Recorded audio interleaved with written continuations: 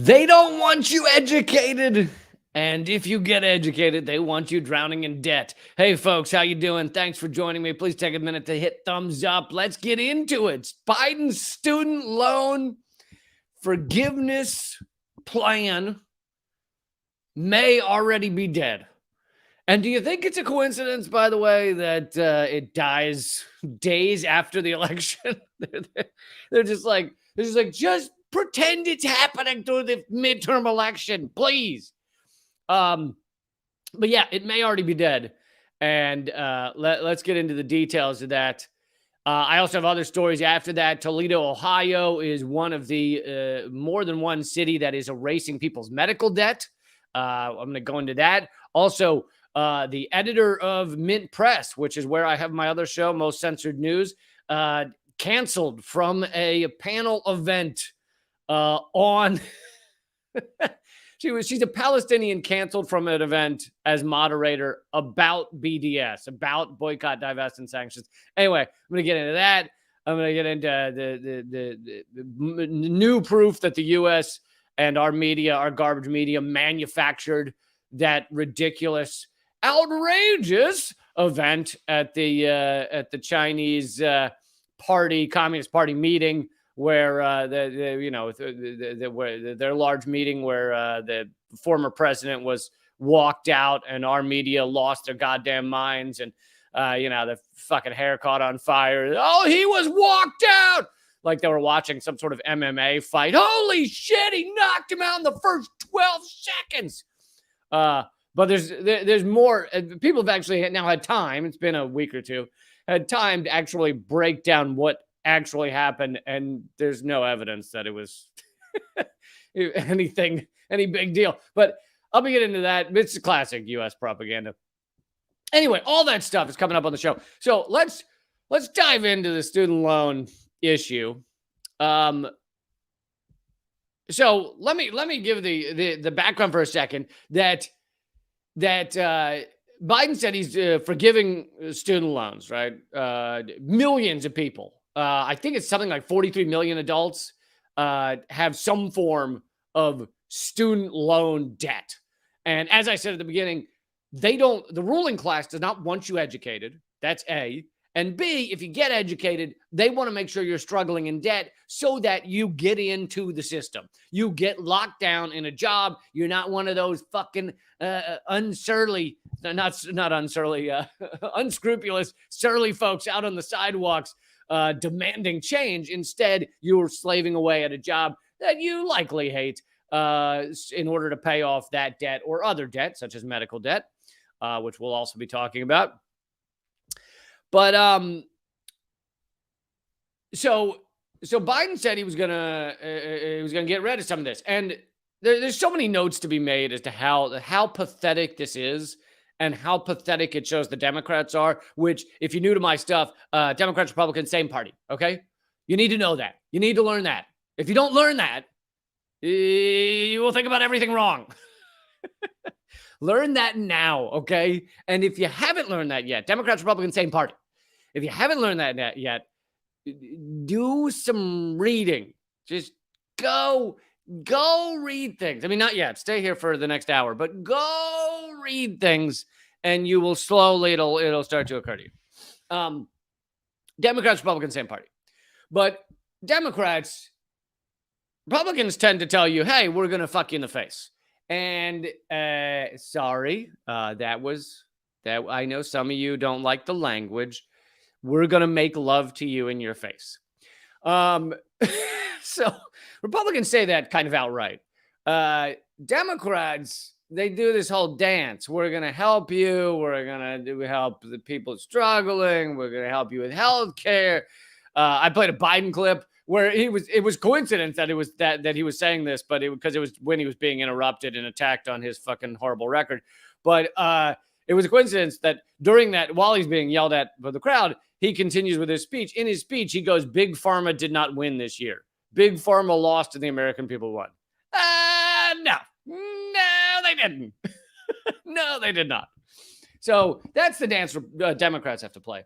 And here are some of the things that you can know how sad and wishy-washy and spineless and pathetic the Democrats truly are.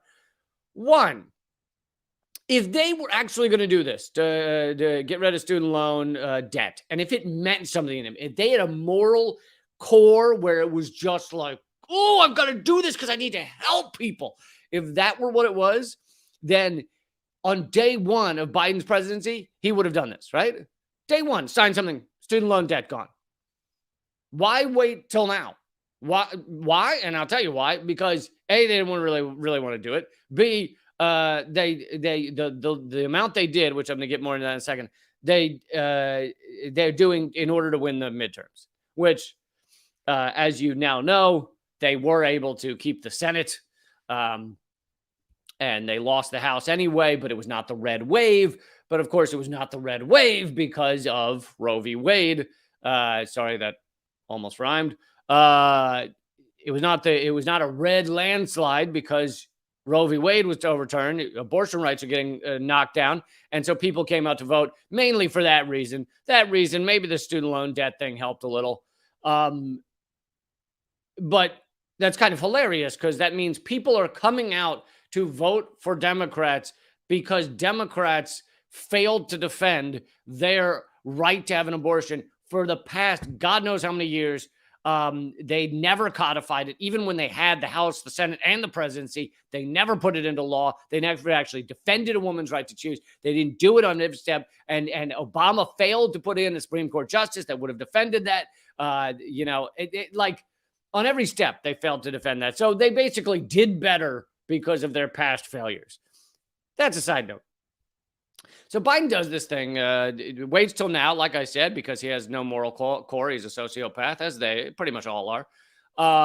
And so they do this before the midterm to cancel student debt. Pete, if you listen to mainstream media, Biden was canceling all student debt, right? or at least they made it sound like it was almost all of it. Of course, it's not. It was, it's still millions of people, but it was up to $10,000, which the people who were truly drowning in the debt, it's probably even more than that. But up to $10,000 is still a goddamn good start. But then it was people who apply. So you got to apply. You got to be paying attention. You got to get in there. You got to apply.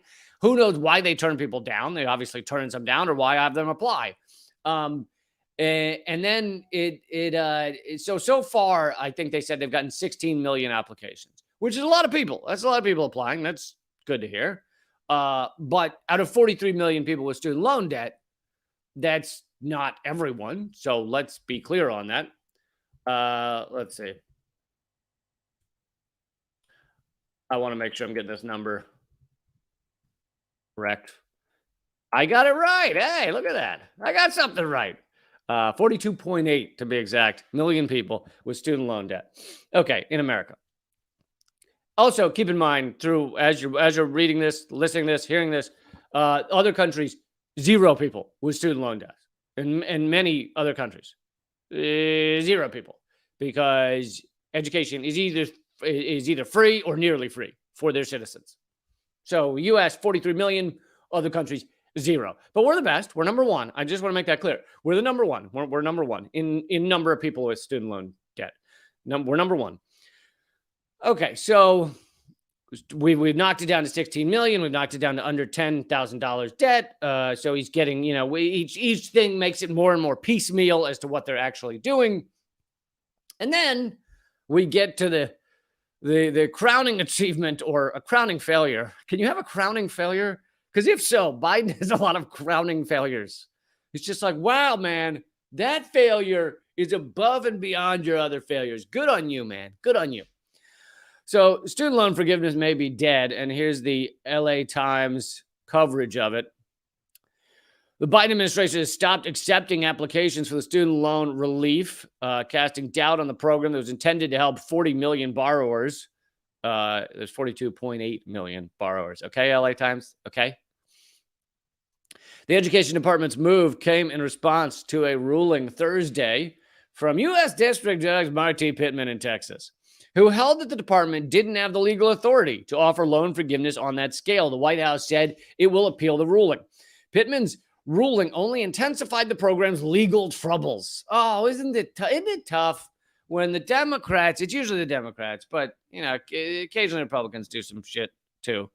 But when the Democrats try and do something to help the American people and we just want to do something, and then the legal system always shoots them down. It's either the legal system or the parliamentarian, which apparently is a position in Congress.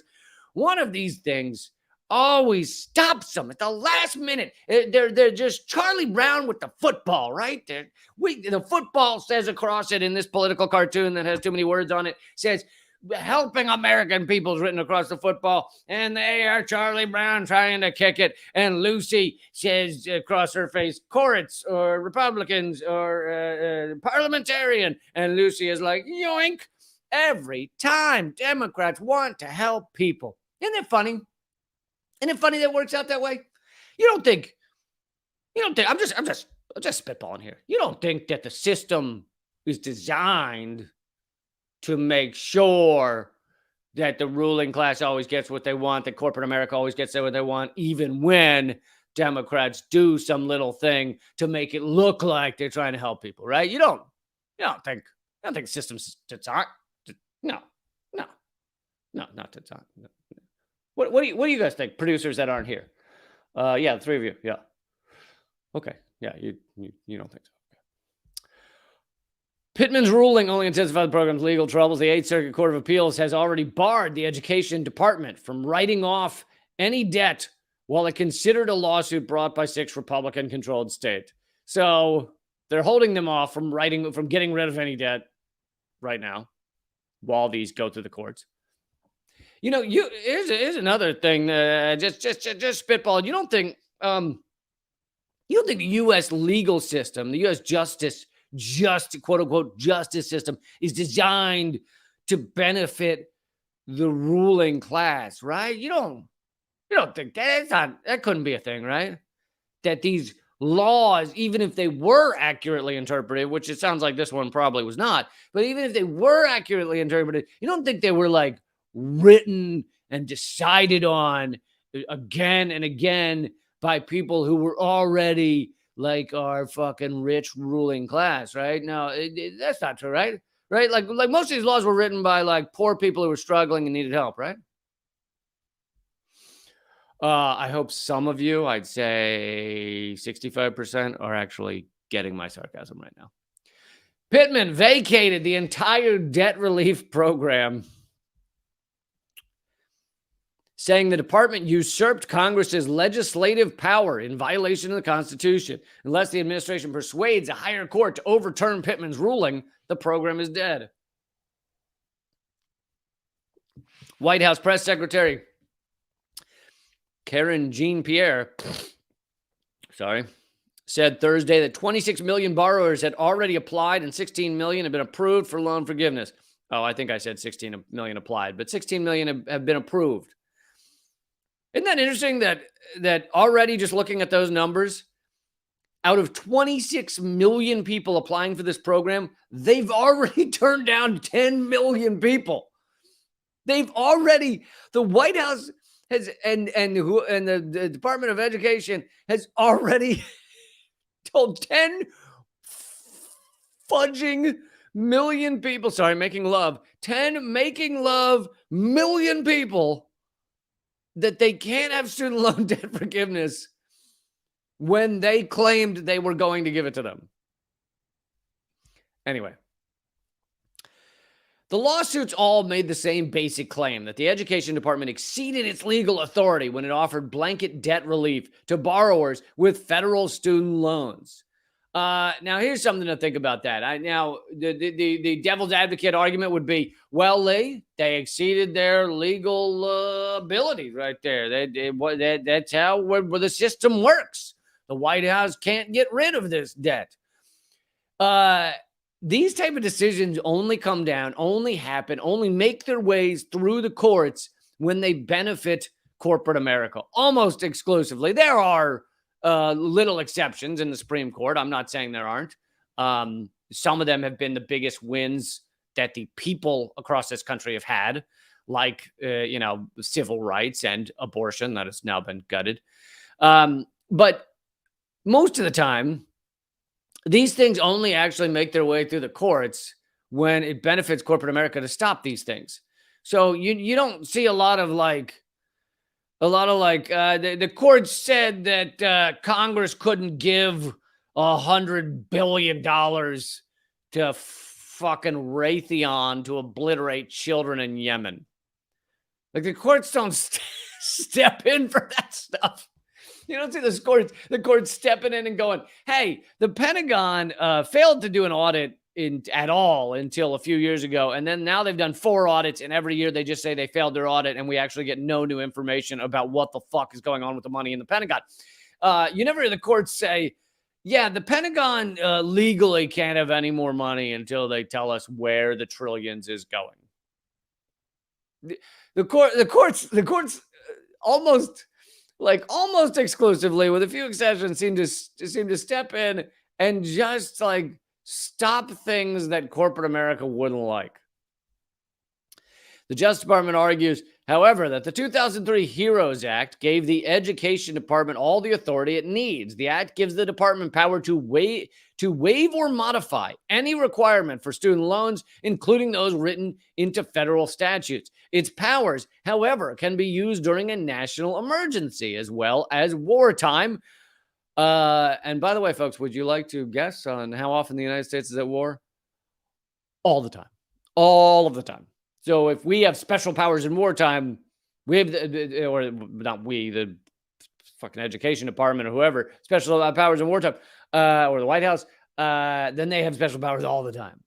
And most of the time, this is a bad thing, right? Most of the time, this is used to surveil us. This is used to take away our privacy. This is used to say, we got to stick a finger up your butt at airport security. This is used for that kind of stuff.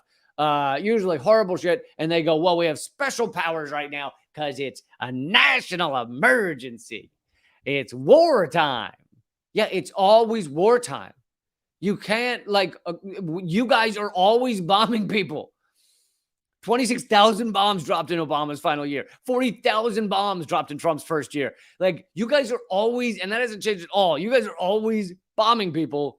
So you can't just say you have special powers in wartime, because that means you have special powers all of the time to invade our privacy, to surveil us, to fucking destroy our rights all of the time. Now, in this rare case, they're trying to use it in a positive way to erase some tiny amount of student debt. It's not a tiny amount, but it's a tiny amount compared to saying they're going to erase everybody's student loan debt, or at least that's how a lot of the media made it sound.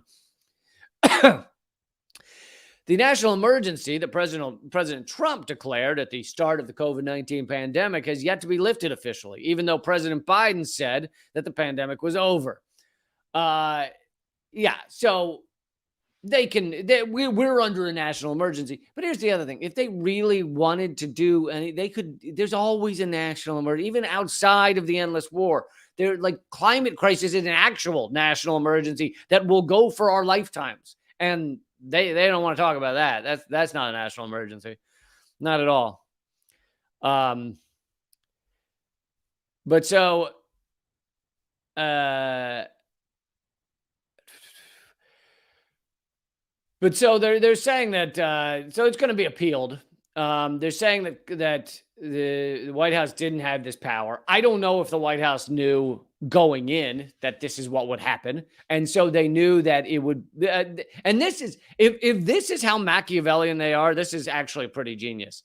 If they knew the courts were going to stop them, or they wanted the courts to stop them, so they intentionally worded their erasing of the student loan debt in a certain way, or the amount that they were erasing in a certain way that they could ensure it would be stopped by the courts. If they did that intentionally, and I would never be so cynical, but if they did that intentionally and they waited until just before the midterms to announce this, which they did, and they knew it would be stopped by the courts, and they knew that they would never have to actually get rid of anyone's student debt, then so they would do well in the midterms, having gone, hey, look at us. We're the Democrats. We're the party that wants to get rid of your student debt. And then the midterms happen. They do better than expected. And then the courts shoot down their student debt forgiveness. And could they have known all of that? I think it's quite possible they could have manufactured this thing from the start. I wouldn't put it past them. Not Joe Biden. I mean, let's be honest. Joe Biden doesn't actually know which portion of the wall is the door to leave his office. So someone has to escort him and be like, this is called a door handle. This is how you walk out of the room. Because if you leave him in there, he'll pee on the carpet and he'll take a dump in the desk drawer. And it's not, once that gets into the ornate lattice work of the Oval Office desk, yeah, once you get that rubbed on in there, that's never coming out. I mean, no. So they got to escort him out of there pretty quick. Anyway, that was a side note. One other note that needs to be said before we move on to the next topic, which is a related topic of actual locality, a city doing something that Biden's not doing, which is actually erasing people's debt. One last note, Biden helped create the student debt crisis. And I've covered this on past live streams, so I'm not going to spend much time on it. But Biden, throughout his roughly 632-year Senate career, it's amazing how old he is. Like, he ran for president in the 80s and dropped out because he was caught for plagiarism. Like, he ran for president in the 80s. Anyway, so throughout his career, he was largely funded. I mean, he's from Delaware, right? That is the biggest banking, tax loophole, financialization, bullshit state of the entire union. Biden was funded and continues to be funded largely by credit card companies and banks. And he was one of the biggest people behind the push to make it so that you could not declare bankruptcy to get out of student loan debt. With other debt, you can declare bankruptcy. Yeah, it has ramifications. It can destroy your credit, destroy a lot of things in your life. You can lose companies and things if you have that. But it's how a lot of people, and it's how Trump many times has gotten out of paying a lot of the debt he owes, is to declare bankruptcy. But they passed something through Congress that said, except student loan debt. On that one, you cannot declare bankruptcy. You just have to suffer under it forever. And that was Biden.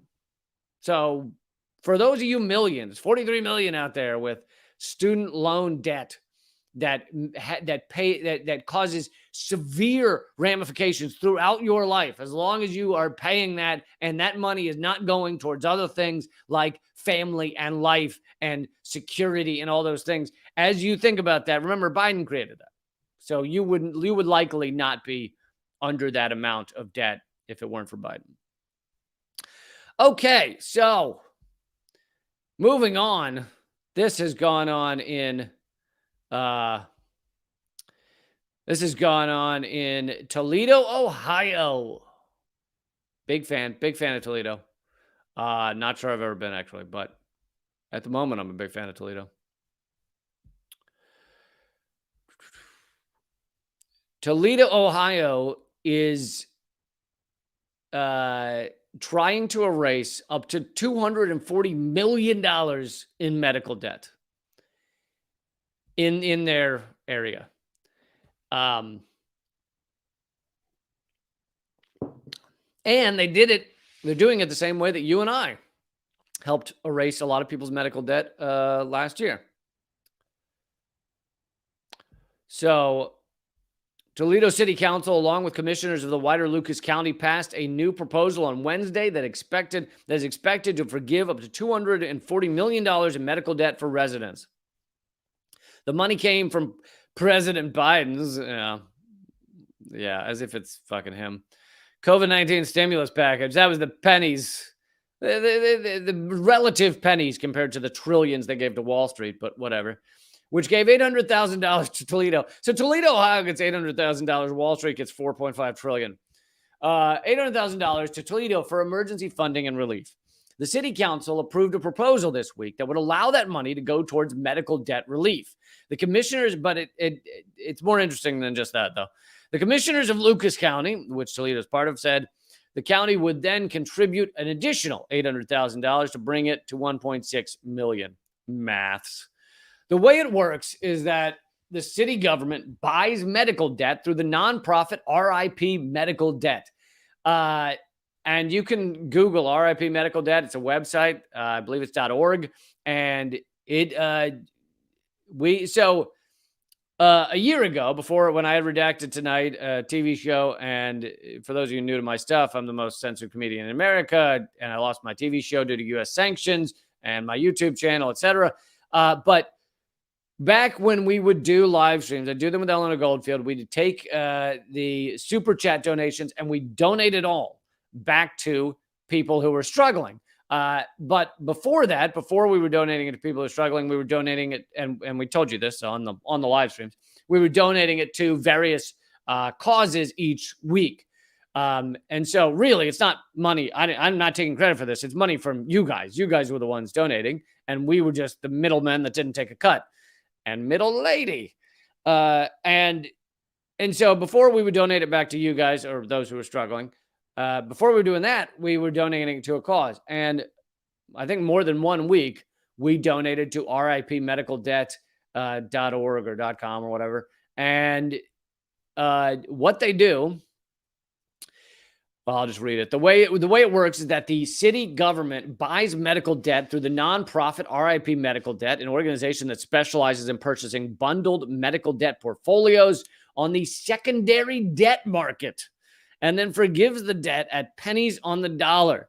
And if you think that sounds repulsive, not the erasing the debt that RIP Medical Debt does, but the secondary debt market sounds disgusting. It is. It fully is. Like, these are people who own people's debt. So they own the people's lives in many ways. And they're like, we don't want to go through the effort of trying to collect from these people because they're not paying up. So we will just sell this debt onto a third party and we will collect like 10% of it. So let's say Joe Schmo owes, if there's a guy who's actually named Joe Schmo out there, I feel bad for him because he's just like, he's the example of every, like, you dummy. But anyway, Joe Schmo out there owes, $10,000 in medical debt. And there's a company trying to collect that, the bank he owes. They may say, we're tired of trying to collect from Joe. So we're just going to sell it for $1,000, get our $1,000 and leave it to them to go collect from him. Now, normally the people that buy it for 1/10 of the cost, pennies on the dollar, whatever, normally they are the biggest assholes in the world because their job is to collect from people that are difficult to collect from. So they then, fucking sit in your bushes outside your house and just yell things at you as you come out, as you walk out. Loser! Cheapskate! Don't want to pay your debts. And it's like, dude, can you just like back off my lawn? Just give me a few feet. But so they're the worst human beings. But this is kind of gaming the system. You also can buy up this medical debt and stuff like that and then just erase it. You just don't go to collect it. And it rescues people's lives in many ways, depending on who they are. So you and I did that a while back, a year and a half or something ago. We took all the super chat. I think it was a big week. I think we got close to $1,000 that week, and we used it to delete medical debt. I think, so deleting like $10,000 or more of medical debt from people because you're buying it, quote unquote, for pennies on the dollar and erasing it. So that is what they're doing in Toledo. I mean, just the term debt market. That sounds so viscerally gross. Just the fact that a debt market exists.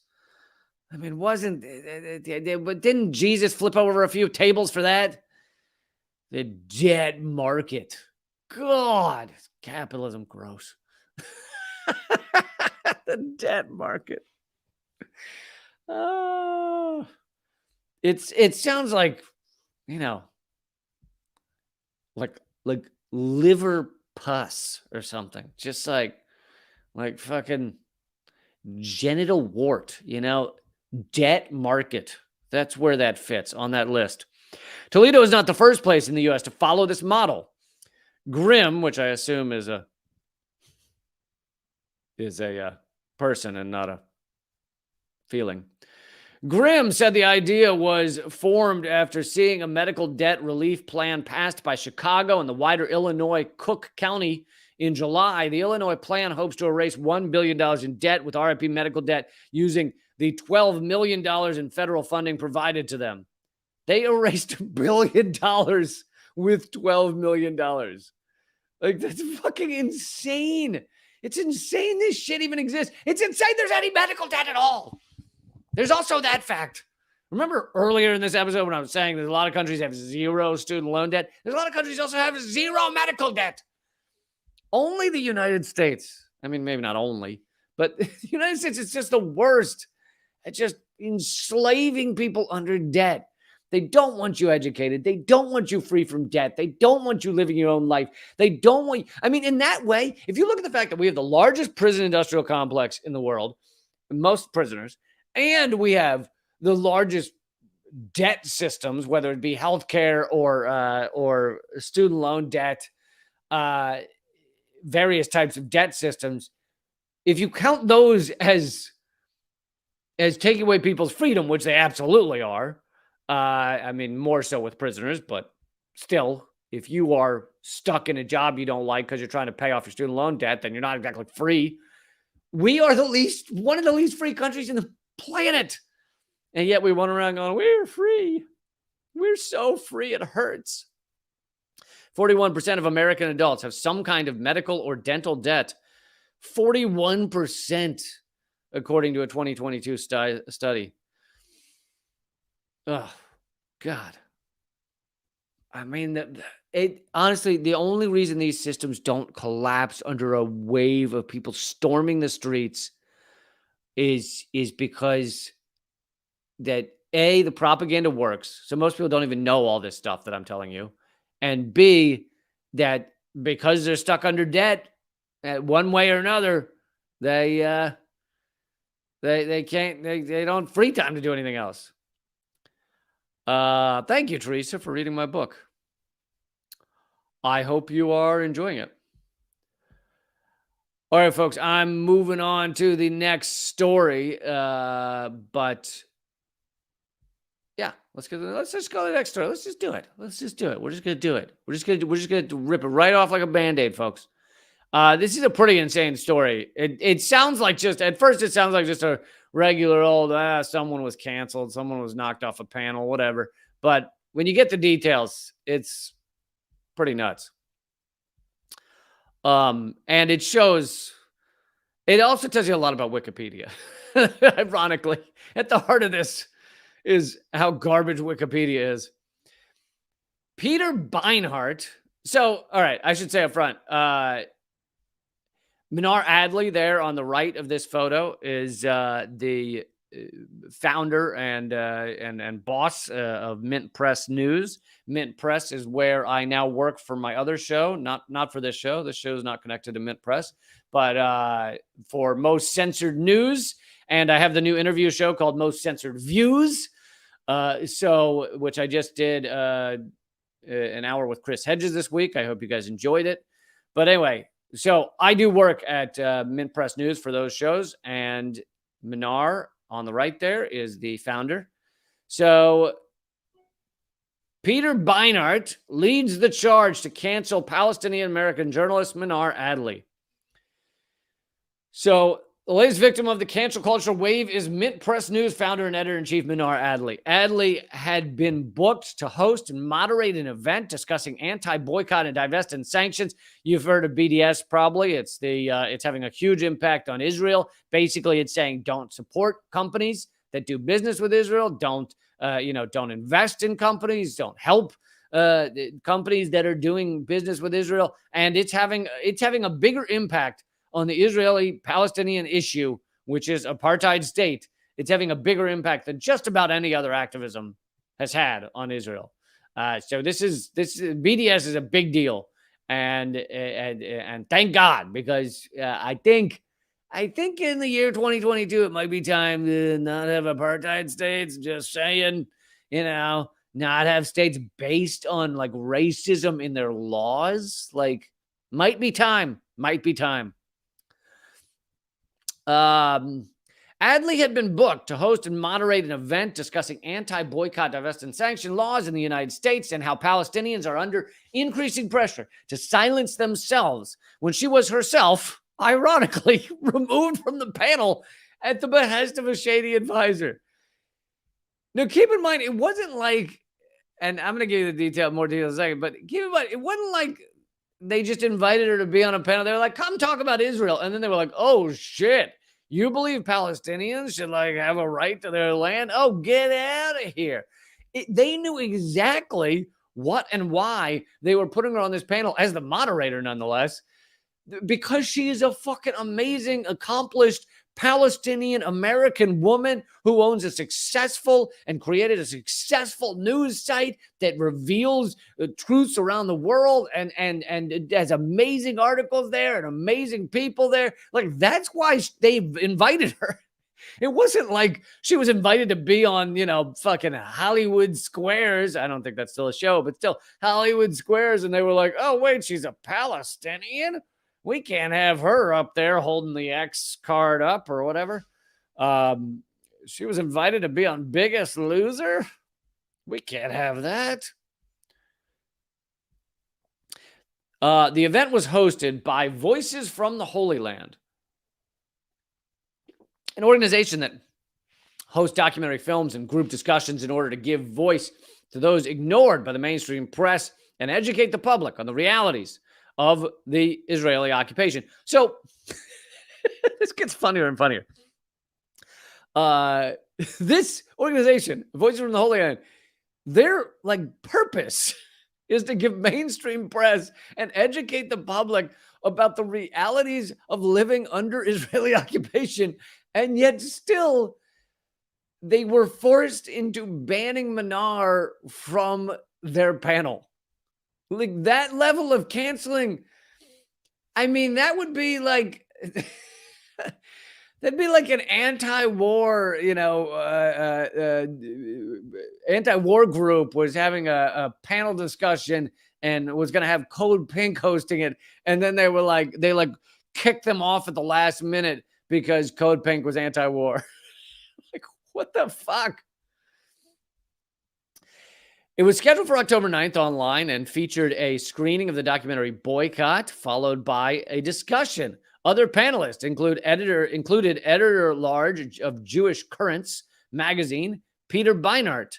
I don't know what Jewish Currents is. I'm guessing they talk about the tasty berries, currants, No, that's probably spelled differently.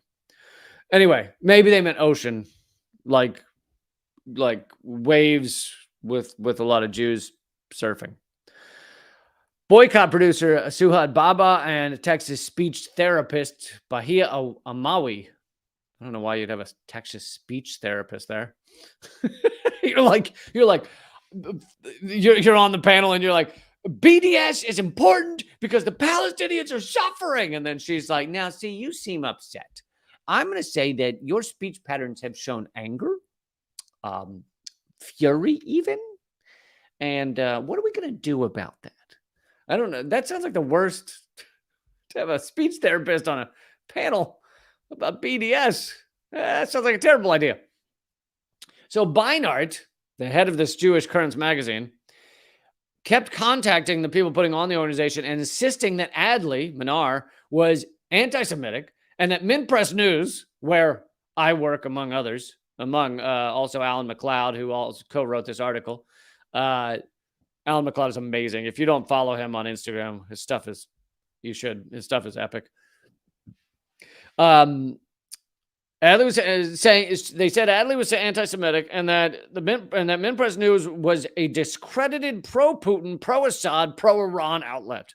As proof, Heller reportedly showed Minpress's heavily defaced Wikipedia entry. Now, this is where we get into how amazingly awful Wikipedia is. These charges are, of course, false. Minpress is an expressly anti-racist platform and does not support any government, let alone specifically those of Russia, Syria, or Iran. Instead, Minpress focuses on exposing the permanent war state and those who benefit from it.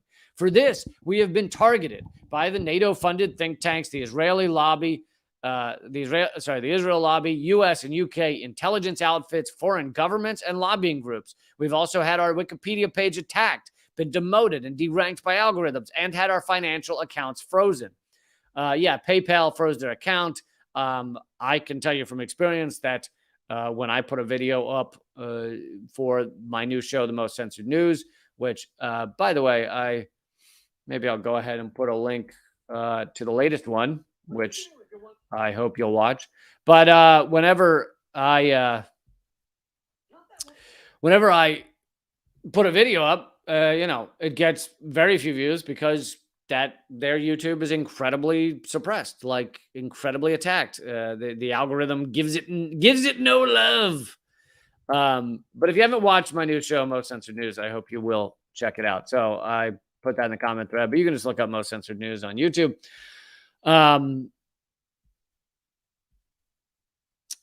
And if you're wondering, I'll just read this last sentence. For a Palestinian woman who defends the rights of Palestinians to resist occupation, to be called anti-Semitic is another example of the tried and tested smear tactic used by the Israeli lobby to target and silence Palestinian Palestinian dissent. And something you need to know, if you've never heard of them, Minpress does outstanding work. Like, go there, look at their work. It's all great. I often, and throughout my years at Redacted Tonight, I often referenced their articles, their work, their investigations. And now they have me. So clearly they're awesome. But Wikipedia, which, by the way, I covered it on a live stream several months back, so I don't remember the details, but the new head of Wikipedia is like formerly with the NSA or something like that. It's like a direct intelligence state revolving door straight to Wikipedia.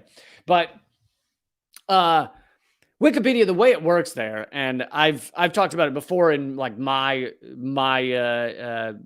article that's on me there. They only allow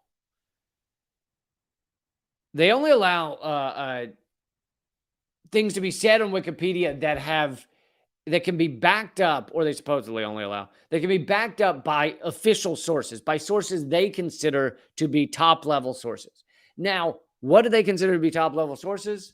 New York Times, CNN, Fox News, basically, NPR, PBS, basically anything that is U.S. state media, U.S. propaganda. Those are all their official sources, BBC and those as well.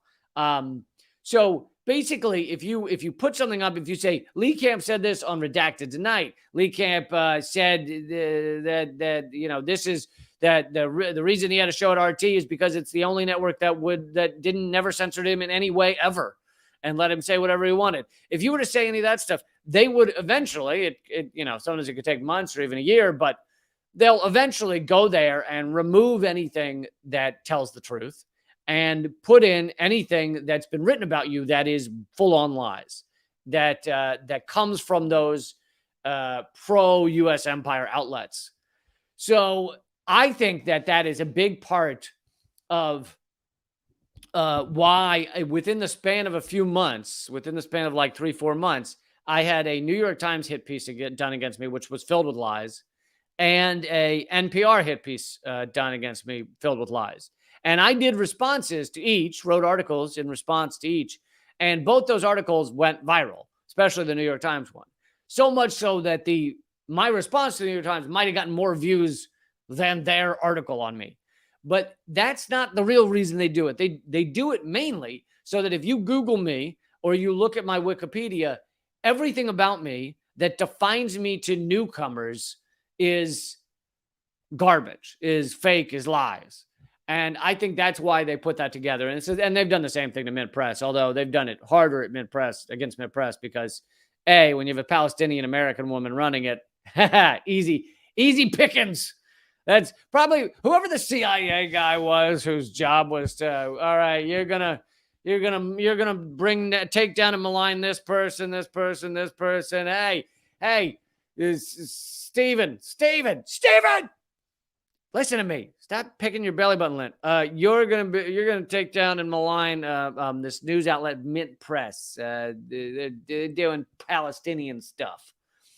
And Steven must have been like, Mint Press was founded by a Palestinian American. This is easy. So that's an easy job. Anyway, so Manar has now been canceled from a panel by an organization. And actually in the article, if you read the whole article, she doesn't really blame the organization. She blames that guy, Peter Beinart, who apparently led a mission to get her canceled. But an organization whose stated goal was to inform people on the plight of Palestinians, and yet they still banned her from a panel because she's Palestinian, which, beautiful. Okay, folks, the rest of this live stream, which I have plenty more to come, will be at rumble.com/Lee Camp. That's Rumble, RUMBLE.com/Lee Camp. It is free to watch over there. It's free to comment over there. Please join me over there for the rest of this live stream. We're going to keep it going. And I've had to do that because YouTube deleted my larger channel, banned it globally with 250,000 people following it, subscribing to it. And they also have banned over 1,000 videos of mine. So that's why I'm at rumble.com/Lee Camp. And if you are so lazy that you're not going to join me over there, which I listen, I get it. It's a long night. I get it. Or long day, or wherever you are. I don't know where you are in the world. It's a long day. But if you're not going to join me over there, please become a member at leecamp.net.